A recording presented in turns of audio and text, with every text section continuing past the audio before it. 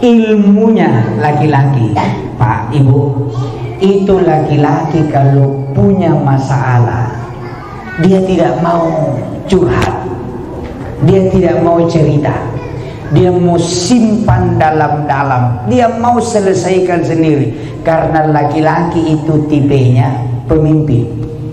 Saya kepala rumah tangga, malu, gengsi kalau saya konsultasi sama bawahan. Nah ini yang biasa ibu-ibu tidak paham.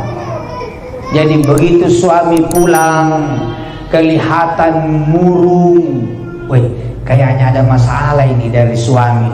Langsung dia duduk di kursi, sandar ke belakang kepalanya, baru naik begini tangannya. Apa yang ibu lakukan selama ini? Pasti ibu langsung mendekati, Pak, ada apa Pak? Tidak Ji, tidak ada Ji masalah.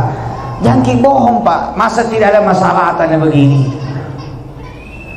Kata suaminya, ada masalah di kantor tapi sudahlah, nanti saya selesaikan. Masa kita tidak percaya Pak? Cerita maki. Itu karena ibu tidak paham. Coba belajar sama Bunda Khadijah. Waktu Nabi mumet menerima banyak cobaan. Bayangkan di Mekah itu orang menyembah berhala, orang berjudi, orang berzina, orang minum minuman keras. Kemudian Nabi naik menyendiri di Gua Hira. Saya pernah ke atas, ke Gua Hira itu 700 sekian meter dari kaki gunung. 1 jam baru sampai ke atas. Tiba-tiba di atas didatangi oleh Jibril. Ya, didatangi oleh Jibril.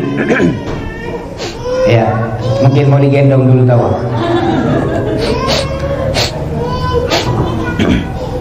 Ya, anak-anak itu kalau menangis cuma 4. Dia lapar, basah, ngantuk, atau mau minta adik.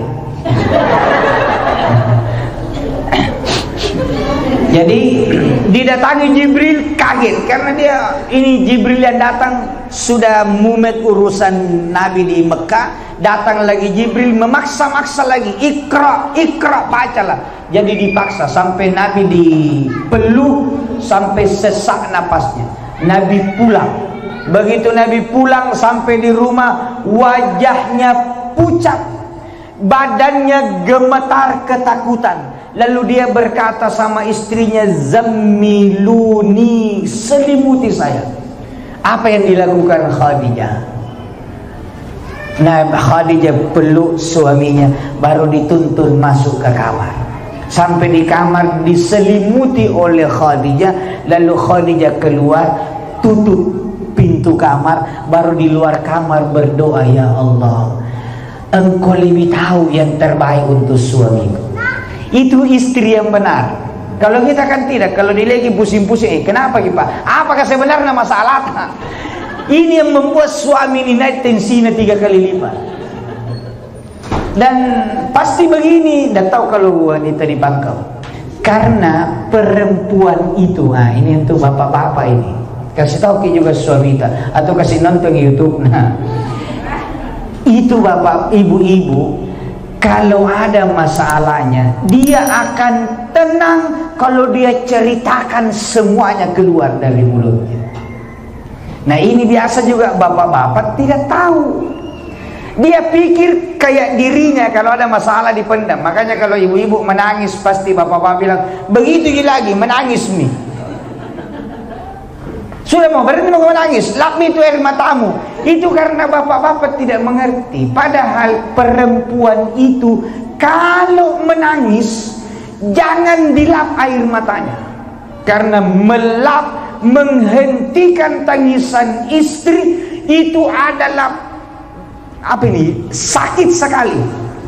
Ya, sakit. Maka perempuan itu kalau menangis tidak ditahan, tidak boleh ditahan tangisnya. Suami yang baik seperti Nabi, kalau istrinya menangis, Nabi tidak bilang berhenti mau menangis, cengin ini 7 anak masih begitu, tidak.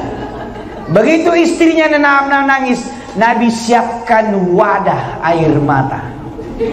Bukan baskom tapi bahu. Jadi begitu istrinya menangis, dipeluknya istrinya, menangis di baunya, dan Nabi tidak ngomong, biar dia menangis sambil cerita. Selesai itu tenang. Ya. Cocok tidak ini kira-kira menurut perasaan Bu?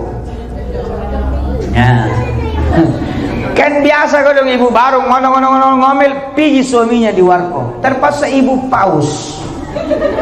Tunggu pulang lanjut.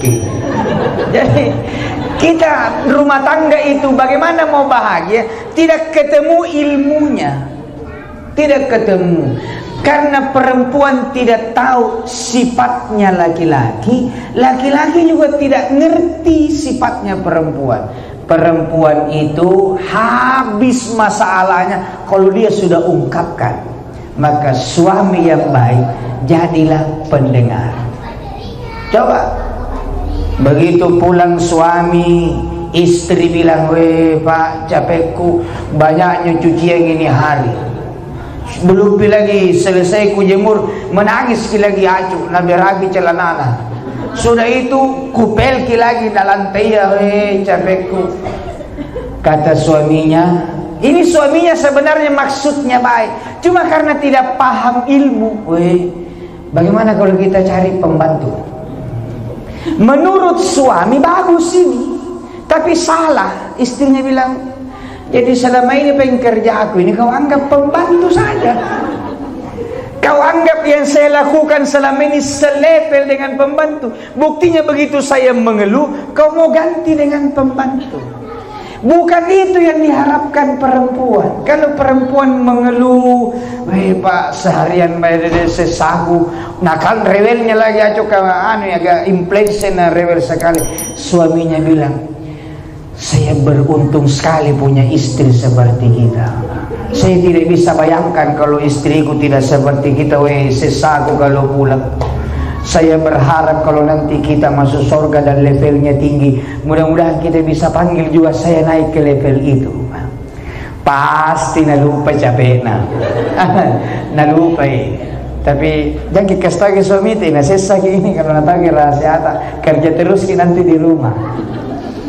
Jadi perempuan kan butuh pelampiasan perasaan.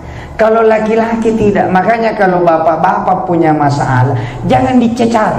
Apakah sebenarnya itu Pak?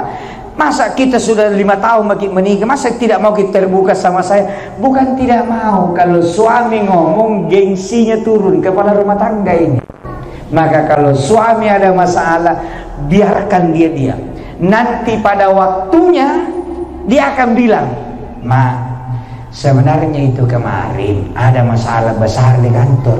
Nah, kalau sudah begitu, baru kita jadi Pak, tapi sudah aku selesaikan. Tidak ada, pokoknya dia tidak akan cerita itu. Nah, sampai di situ, tapi sudah aku selesaikan. Selesai, jangan lagi bilang, tapi apakah sebenarnya pokoknya, jangan lagi cerita. Laki-laki paling tidak suka dikorek-korek masalah. Apalagi kalau dikorek-korek dompet, nah lebih tidak suka lagi. Jadi bahagia dalam rumah tangga akan tercipta kalau kita saling memahami.